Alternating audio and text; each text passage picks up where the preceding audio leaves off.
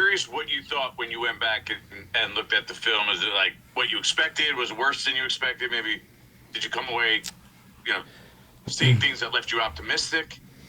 Yeah, it's probably about what I expected, after, talking to you guys last night. There was, there were a few things you can build on, but when you get beat like the way we got beat, no excuses. I'd say, there's a lot of work that needs to be done, a lot of corrections that need to be made, and that's what we'll do today. Anything specific that maybe stood out to you? No, it was a collective effort. I think 7 times the ball was either in their hands or on the ground, which you start with ball security. We didn't do a good enough job with that, and there's some things, third down and red zone, situational football that, we didn't do a good enough job of. And obviously we didn't score a single point. So a lot to learn from, a lot to improve on, and that's what we'll try to do today.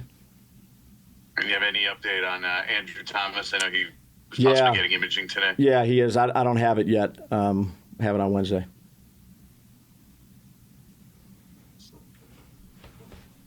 Ryan Dunleavy. Hey, Dabes. Hey, Ryan.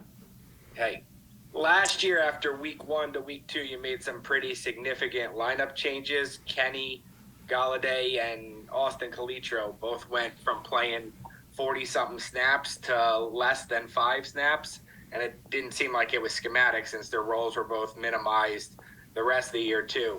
How do you judge what a guy's done for you all training camp, offseason to become a starter versus, hey, this guy didn't play well against an opponent, a change is made here as we look forward to, off your week 1 this time, any possible lineup changes? Sure. It's a good question. Again, we evaluate the tape, I'd say, with a critical eye, starting with us as a staff first and the players. And then if, not to go back into last year, but you sit down as a coaching staff during the week.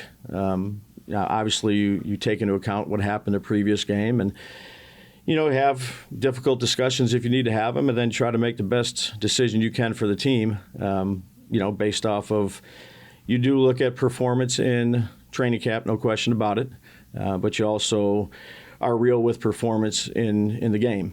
So I'd say it's probably a little bit of both. And then at the end of the day, you got to make a decision that you think is going to help your team. Is it fair to say, and I'm sure, of course, without naming names, it's fair to say those hard conversations are going to happen again this week with guys who maybe didn't perform as well yesterday? Yeah, what we try to do, Ryan, is we try to have them every week, regardless of the outcome of the game. So it's a consistent theme of here's what we can do better, here's what we did well. It's always a lot easier to hear them when you do well. And you get a win than it is when a loss. But, those are conversations that we have, I'd say, on a week-to-week basis after every game.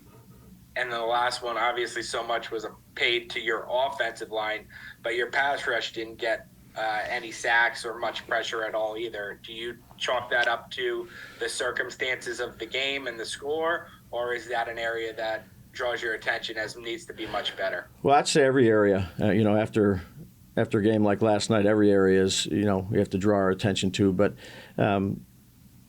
that's what we got to do as a coaching staff. That's what we got to do as players. We got to improve, and I'd say in a number of areas, and try to take a next step, upcoming week.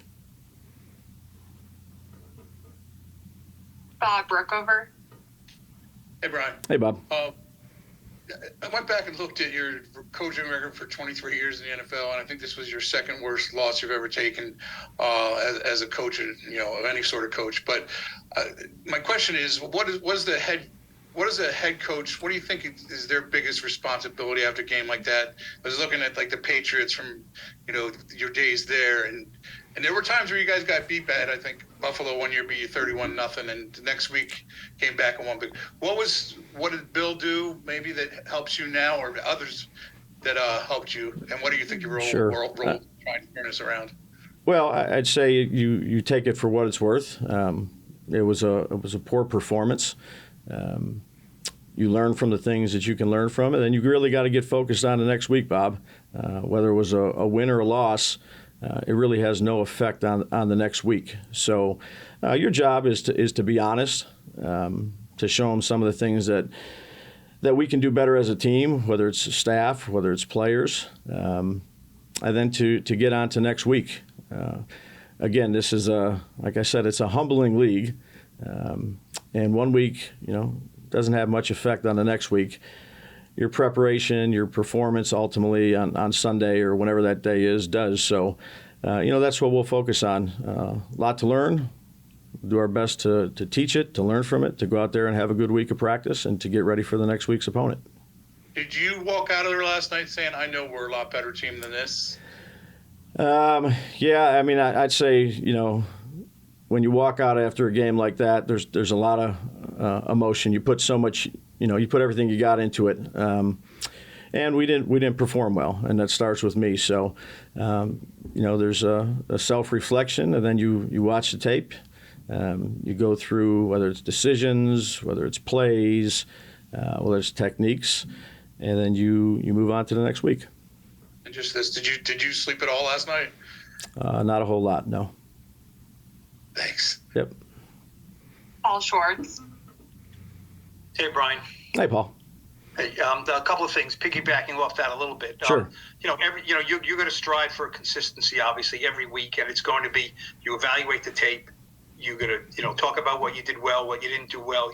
Win or lose. Sure. But when it's 41-0, is there a different hat that you have to put on in your Monday morning presentation to the players, because it's not a typical outcome? Yeah, I'd say what I say in there I keep private. But certainly you go through you understand these guys are human, and there's an element of emotion to it, and we didn't perform well, so you own it. You tell them the things that you need to fix. It starts with you, and then you move on. So you can't let it linger too long. You go through today, you go through the tape. It won't be a fun tape to watch. It wasn't with the coaches, it's not with the players, but that's what happened. So you can't run from it. You can't hide from it. You own it, and then you move on.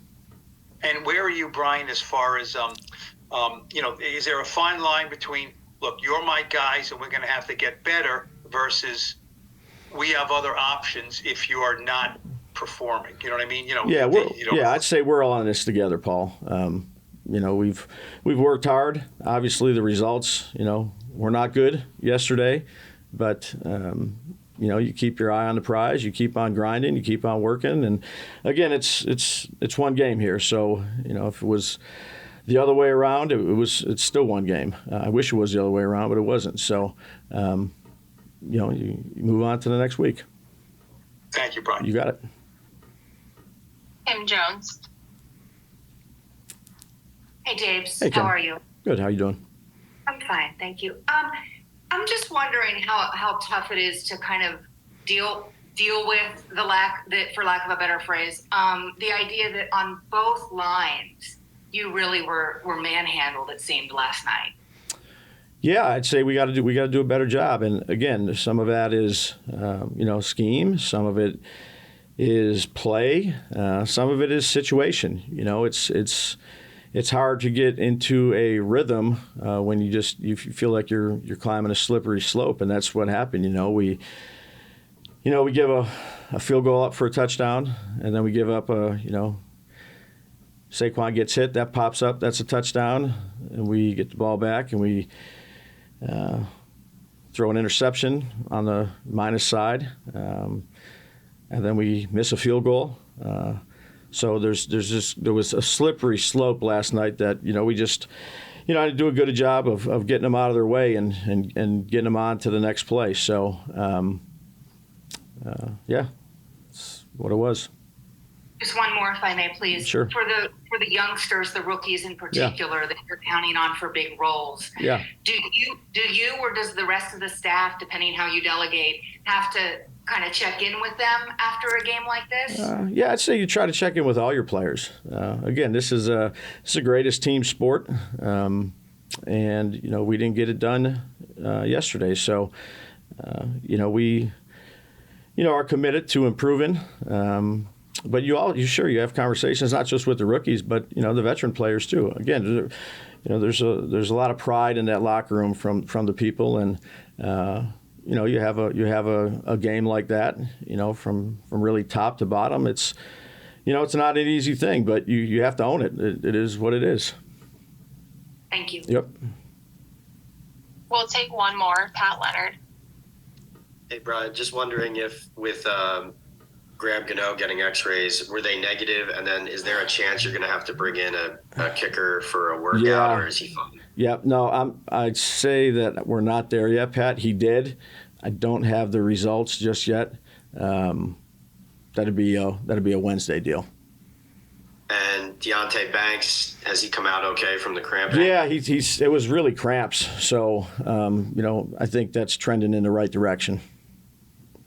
Final question, just Yep. any other injuries or concerns health-wise pop up on day after? We came out, I'd say we came out fairly clean. Obviously Gio and Flott are working their way back. Tay, we talked about him. Cam's working his way back. Darren came out okay.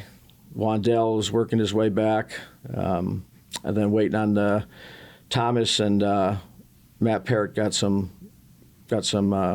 an MRI. He's still there.